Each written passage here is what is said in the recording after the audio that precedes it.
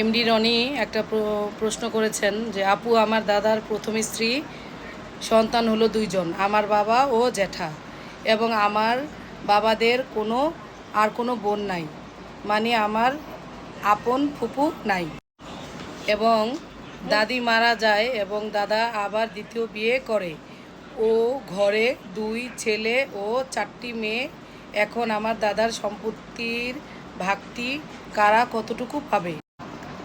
আপু, দাদার সম্পত্তি বাড়ির ভিটা থেকে কি ফুপুরা পাবে?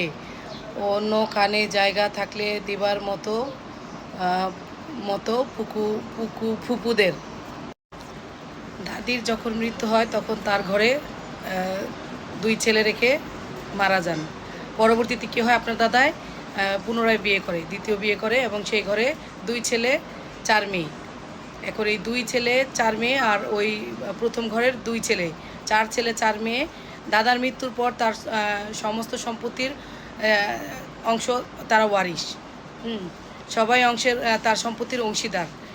এখন আপনি বলতে চেতেছেন যে বাড়িটা ছেলেরা রাখতে চেতেছেন আর পুকুর থেকে ফুপুদের দিতে চেতেছেন।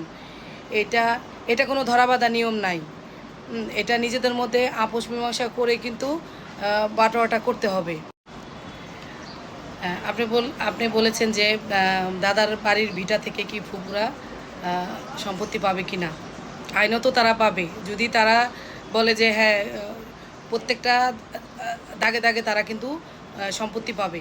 সেক্ষেত্রে আপোষ মীমাংসা করে আপনারা এটা নিজেরা ঘরোয়াভাবে বসে মীমাংসা করে নেন। সাধারণত দেখা গেল ছেলেরাই বাবার ভিটাটা দখল করে, বাবার ভিটায় থাকে, ফুপুদের বা কন্যাদের অন্য অন্য জায়গা থেকে সম্পদ দেওয়া হয়। কথা বলে এটা আপনারা আপোষ মীমাংসা করে নিতে পারেন। যদি আইনে যায় তাহলে সেই ক্ষেত্রে দেখা গেল যে তারা বাড়ি থেকেও অংশ পাবে।